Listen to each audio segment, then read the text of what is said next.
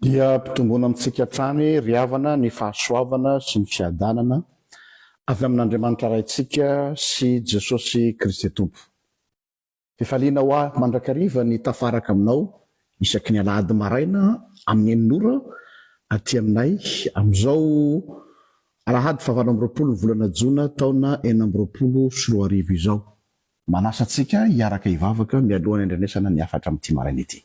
Vavaka sika.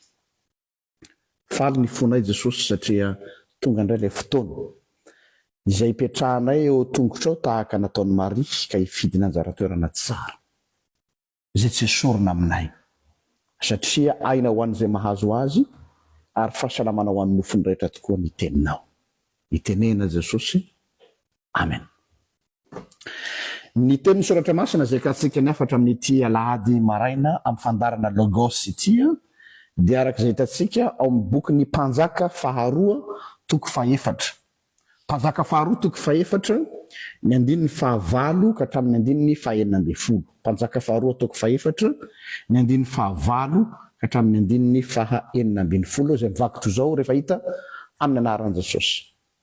Ary tamin'ny indray andro Elisa dia nakany Sonema ary nisy vehivavy mpanakarena teo izay nanery azy hihinakanina. Ary isaky ny nandalo Elisa dia nividy nakao aminy hihinakanina. Ary hoy raha vehivavy tamin'lahy, indro fantatro fa masina sady lehilahin'Andriamanitra ilay mpandalo eto amintsika mandrakariva. Masina ianao, andeha isika hanao efitrano kely ao ambony rihana ary asiantsika fandriana sy latabatra sy seza ary fanaovan-jiro ho azy ao. Ary raha tonga eto amintsika izy dia ao no hipetraka. Ary tamin'indray andro dia tonga tao Elisa ka nipetraka tao amin'ilay efitrano ambony ary nandro tao.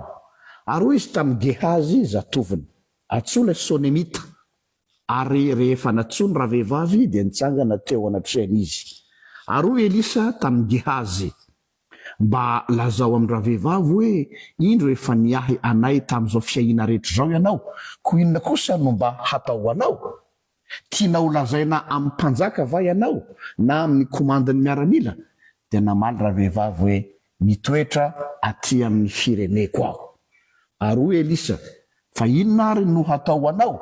Dia namaly Gehazy hoe tsy hitanao va fa tsy mananjanaka izy sady efa antitra ny lahy? Ary hoy Elisa, antsoy ary izy. Ary no natsony izy dia nitsangana teo ambaravarana. Dia hoy izy, raha mby amin'ny fotoana, raha avy ny fotoana ny taona toy izao dia hitrotro zazalahy ianao. Ary hoy raha vehivavy, tsia ry tompoko, lehilahin'Andriamanitra aza mandainga amin'ny ankizy vavinao. Amen. Ity tantara ity dia atao hoe tantara azo klasina ho isan'ireo tantara klasika ato amin'ny soratra masina. Izany hoe tena hoe tantara mahazatra. Fa tsy misy zavatra dia hoe misongadina be manahoana fa toy ny tantara tsotra reny ihany.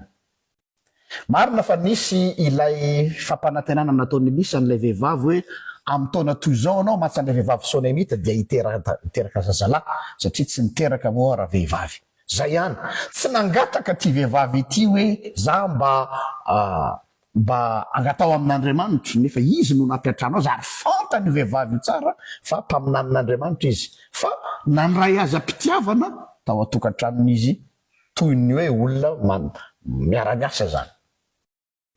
Fa eo indrindra ny zavatra mahafinaritra, tantara tsotra tsy dia manahoana klasika nefa ny tena ahitantsika fampianaram-ponoana lalina ho antsika ny amin'ny resaka natao hoe famangin'Andriamanitra ny olona, izany no atao hoe fahasoavana. Ny fahasoavan'Andriamanitra dia manomboka amin'ny atao hoe famangin'Andriamanitra.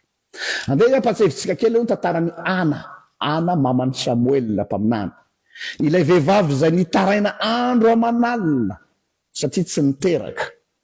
Dia tena hoe natao latasy mihitsy zany, fahoriana ho azy zany hanika na ny mpisorona be atao hoe Eli azafady dia nanometsiny azy hoe enao vehivavy mamitoka vao maraina dia efa mamitoka. Fa manina moa ny teneniny hoe mamitoka satria ny vavan'io zany maitsomaitsona foana tondreny olona mamitoka reny satria tellement ory izy de io foana ny zavatra lazainy vavy ny hanika lazaina fa mamitoka de tamin'izay fotoan'izay Andriamanitra nanome rariny azy de nanome zanaka azy ary tsy mba zanaka ho tsotra fa mpaminany lehibe atao hoe Samuela ny zanany. Tiako asongadina am'izay de ny hoe rapitahana amin'ny tantara hafa reo vehivavy tsy niteraka ka nangataka tamin'Andriamanitra ty tantara ity de tena azo lazaina hoe tsotra kely satria tsy misy fitarainana, tsy misy fitolokona, tsy misy hoe fampanantenan'Andriamanitra azy fa sendra nandalo ny vily ao aminy i Elisa no niteny taminy hoe iteraka zazalahy ianao amin'ny taona ho avy tahaka izao. Zay le zavatra voalaza eto. Tantara tsotra ho iaho kanefa eto nahitantsika hoe vehivavy anankiray manana ny maizy azy, mpanakarena zany, mpanefoefo fa mahantra tsy mananjanaka no nanasa any Elisa mpaminany hoe isaky ny mandalo amin'ilay tanàna zany Elisa zany manao ny asan'Andriamanitra, manao mission de hoe atao aminay anao no misakafo zany hoe nanome sosikevitra fanasana zao ny marimaraka koa hoe mandalova amin'ny sakafo mba tsy sahirana anao zany amin'ny asan'Andriamanitra zay ataonao. Zay ny azy fampiatranona. Aveo nakasitraka ny fampiatranona natao azy Elisa dia mba nangoraka azy de niteny hoe ina no azo atao anao de jereo tsara tsy nangataka na inona raha vehivavy. Eo revana ahitatsika ny toe-pon'ny olona manompo an'Andriamanitra tena amin'ny fony. Afaka nanararoatra izy.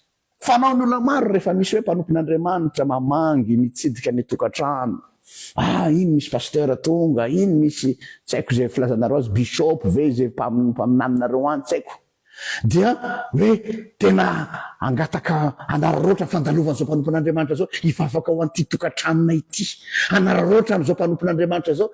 Zany hoe tsy hoe misy faharatsiny zany, tsy miteny akory hoe tsy mety zany, tsy miteny akory hoe fahotana ny mangataka, fa ny toe-pon'ilay ramatoa se rendre disponible ho an'ny asan'Andriamanitra ary tsy meritreritra tambiny, tsy meritreritra takalony fa de noho ny fahatsapany fa zava-dehibe ny asan'Andriamanitra zay ampanaovina nyity lehilahy ty. Mireconnaître n'ilay mission an'ny Elisa izy ka ozy hoe raha izany mba afaka mandray anjara manamora na manamaivana ny vesatra zany asa sahanin'ny Elisa zany de ity mba fandraisako anjara mampiatrano azy ary nanome azy chambre d'hôte. Voninahitra ho azy ny mandray anjara ho amin'izany asan'Andriamanitra izany.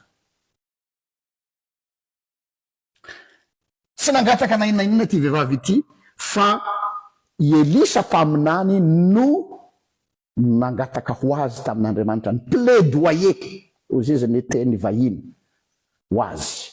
Zero tsara raha nanaraka le vaky teninao hoe amin'ny taona ho avy toy izao anao dia nananaka dia nome le vehivavy sady tezitra moa zany hoe aza manany any ahy ianao zany hoe aiza koa de isan'izany fa tsy olan'izany fa avy anao ho any fa tsy miakina amin'izany akory no anaovako amin'ity. Tareo le toe-tsain'le vehivavy. Vehivavy sonénita gentilisa zany. Eo tompoko ny tena hitantsika ny toe-pon'ny olona. Mampatsiaro any ilay vehivavy mpitondra tena tao Zarefata ihany koa tamin'ny Elia mpaminany. Elia mpaminany izay mpaminany Jehova tao anatin'ny andro mosary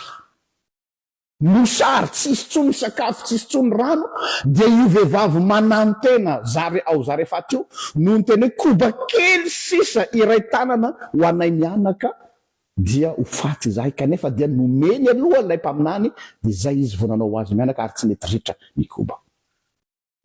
Gentilisa no atrehany eto. Eo no zavatra anankiray tiako isarena ny saitsika mpanaraka ny fandaharana.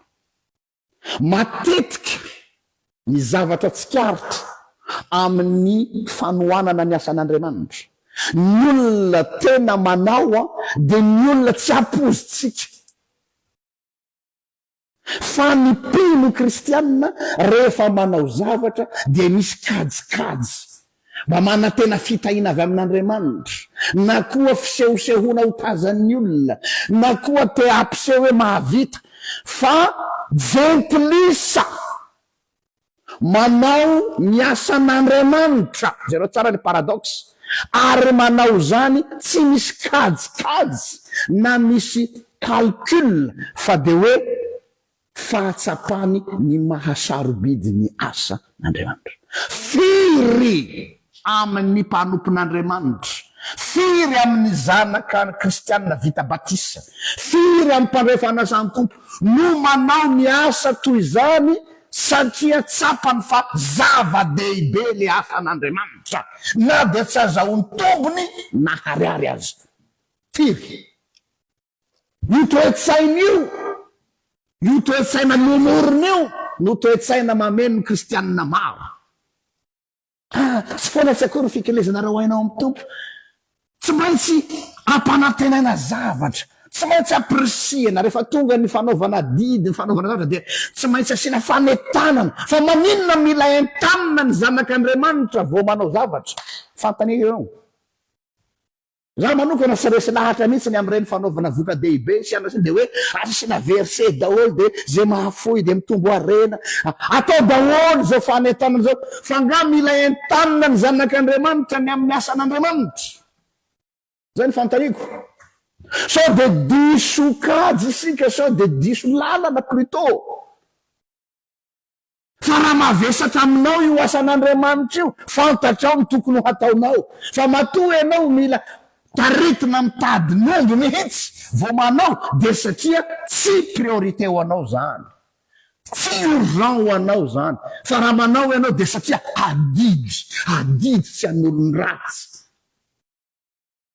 Ary za manokana dia te hapirisika ny fiangonana tsy hampiasa intsony ny teny hoe adidy, satria ohatrany hoe vesatra zany hoe tsy afaka manoatra zany fa adidy tsy an'olony ratsy.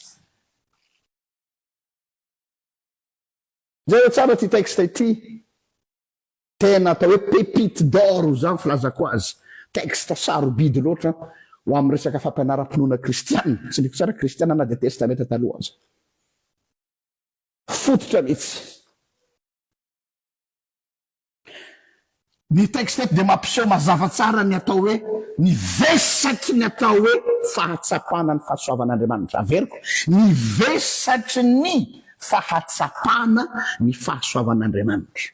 Za tsy miteny hoe ny fahasoavan'Andriamanitra, fa ny fahatsapana ny vesatra.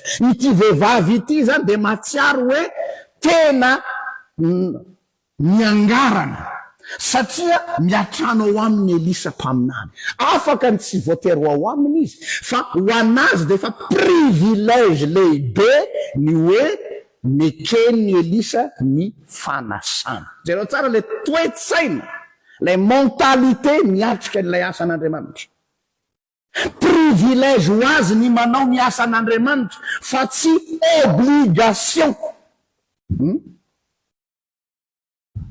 Ry mpanompon'Andriamanitra isany, ry zanak'Andriamanitra isany, raha tsy privilège ho anao, zany hoe nantsona izany, fa mahatsiaro anao hoe tsy maintsy manao ohatra hoe manao valibabena. Tsy valibabena ny asan'Andriamanitra, tsy valibabena hoe ka inanao narary de mety nambavaka de sitrana de andeha an'olo tena, andeha anao dekona, andeha anao mpiandry non. Tsy ohatra ny amin'ny fiarahamonina am'izao tontolo zao ny asan'Andriamanitra hoe ty sinday, ty nan'Andriamanitra de tiany ahy zany. Fa n'olona matsapa hoe mandrana fo ny angaran'Andriamanitra, ary mahatsapa ny sarobidy ny asan'Andriamanitra surtout. Tsy tafapetraka am'izao zany, tsy tafapetraka am'izao zany. Dia mba ampisongadinako an'izay aminao de ahoana? Mety hitenanao ka le vehivavy kosa le pasteur de izy tena nikarakara be an'le mpanompon'Andriamanitra, de rariny sy tsy noazy nahazo an'ilay teny fikasana tamin'ny Elisa hoe ahazo zanaka ianao. Zay ve ny lecture anao? Satria ve izy nikarakara ny mpaminany dia nomen'Andriamanitra zanaka. Zay maty zao ny compréhension ny maro anisa, mihinao fa ny 7 sy 7 tsika nanaraka ny texte de hoe satria izy nahavita be. dia mendrika ho azy ny ahazo zanaka. Ary zay koa toe-tsain'ny kristianina maro. Hoe tsy foana-tsakory fikelezana hoaina ny afanamponao manampy an Jesosy, manompo an Jesosy io, hitan Jesosy io afanamponao ary tsy amelanao am'izao. Marina fa hitany io. Fa izay ve no anantenanao zavatra amin'Andriamanitra dia mbola kristianina pikarama ny toe-tsainao, fa tsy manana toe-tsain'ny zanakam-pandova. Donko tapany andoherany an'Andriamanitra. Jereo tsara le texte atsika eto. Mba hampazava azy dia ho formuleko ametraka fanontaniana aminao aho dia anjarantsika mamaly azy. Move ilay vehivavy aiza nipetraka ny tsindripeo, pardon, aiza nipetraka ny tsindripeo am'ty party. Ilay vehivavy nampiatrano ilay mpanompon'Andriamanitra Elisa ve no zava-dehibe eto, sa ilay mpanompon'Andriamanitra izay nitsidika sy namangy ny tokantrano?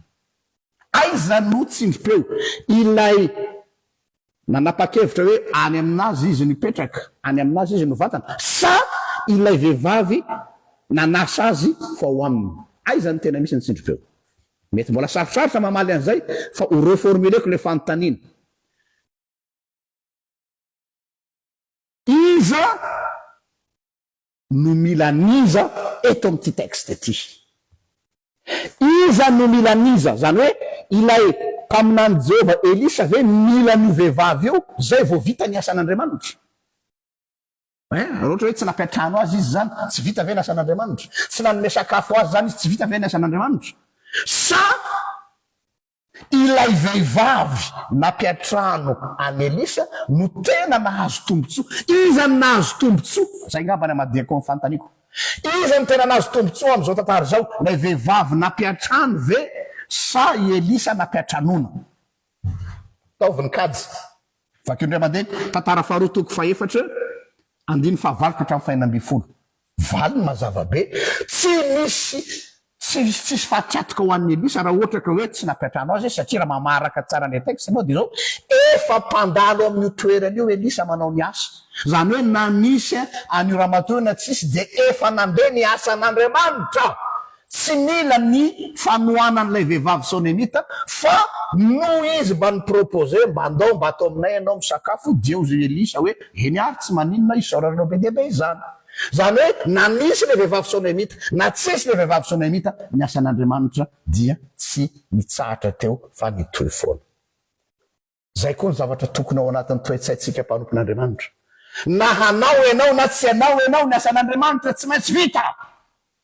Ka aza mamila fila an'Andriamanitra. Aza manao hoe raha omenao an'tia Jesosy dia hanao ny asanao. Raha afaka amin'ity problème tia dia hanompo anao. Fa izy ianao no marchandeha amin'Andriamanitra. Fa izy ianao no hanao négociation amin'Andriamanitra. Fa izy ianao no hamila fila an'Andriamanitra. Ianao ary no manana privilège amin'ity asa ty fa tsy Andriamanitra. Nalatsiny raha iteny mafimafy be hoe ampiana tafika Andriamanitra, tsy ampiana tafika Andriamanitra. Tahaka ny tenen'Andriamanitra tamin'ny Joba hoe taiza ianao tamin'izany naharin'ny lanitra sy ny tany, taiza ianao tamin'izany naharin'ny kintana sy ny volana sy ny masoandro. Tsy mila ny fanampianao a Joba. Fa misaoran'Andriamanitra raha mba miantefa aminao safidiny. C'est un privilège de faire partie des serviteurs de Dieu. Voninahitra ho ahy ny mba isan'ny mpanompon'Andriamanitra. Zero tsara lay contraste. Voninahitra ny maha mpanompo. Fa tsy vesatra na adidy na obligation na tsy maintsy atao. Voninahitra.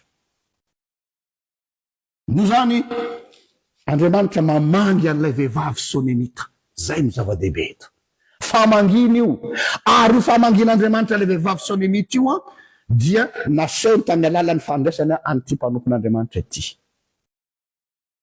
Tsy niko tsara, Andriamanitra naka inisiativa ho any aminy amin'ny alalan'ny Elisa, fa le vehivavy tsy misy nataony afa tsy mba, tsy niko tsara, tsy mba tsy nanao zavatra afa-tsy mba nampiatrano azy. inona zany no mandeha mialoha ny fahamangin'Andriamanitra no mandeha mialoha zay vao ny fandraisan'ilay vehivavy azy.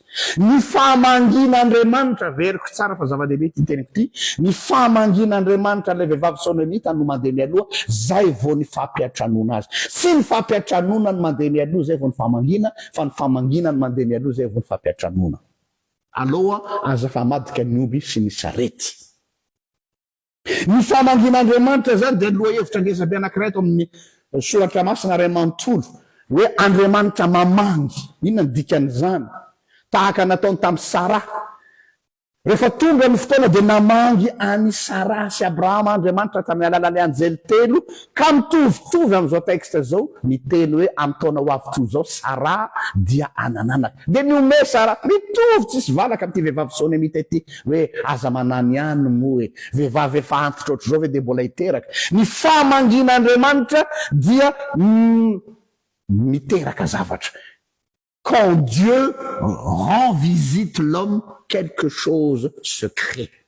Rehefa Andriamanitra ny mamangy ny olony dia misy zavatra manomboka miseo, misy zavatra manomboka miaina, misy zavatra miforona. Zany hoe ny fahamangin'Andriamanitra ny mpanompony no miteraka zavatra.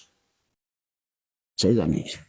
Tahaka zay koa no nataony tamin'ny Israely isaky ny hoe rehefa Andriamanitra nahatsiaro Israely dia namangy azy dia misy zavatra miseho foana aoriana rehefa maka ny soratra masina hatrany amin'ny testamenta talohantsika.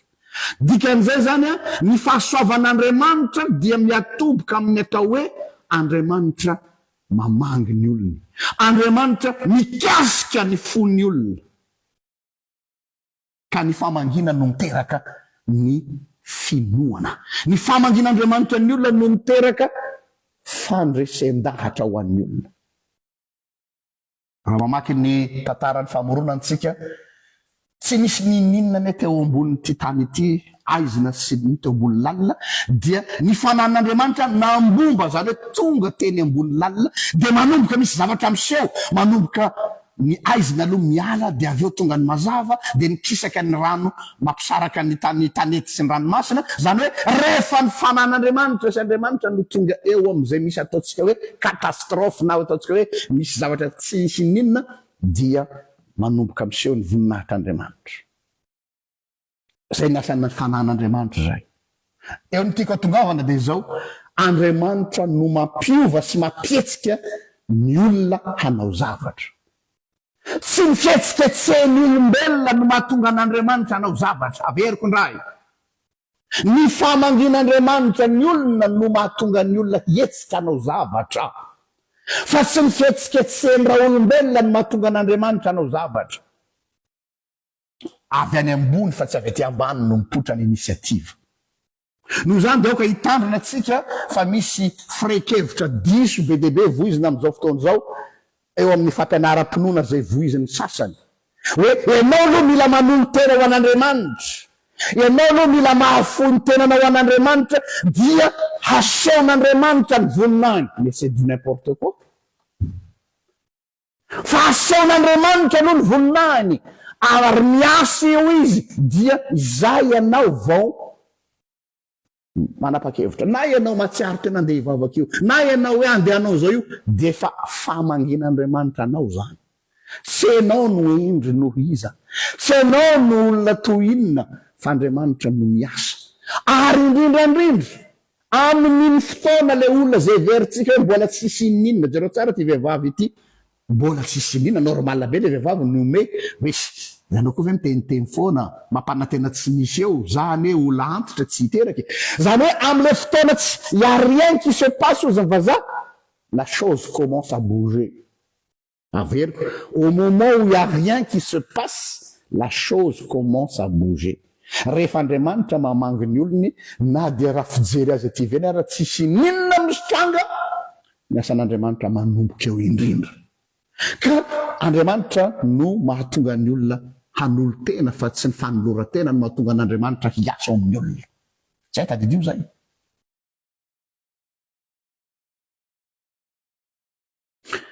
Ka dia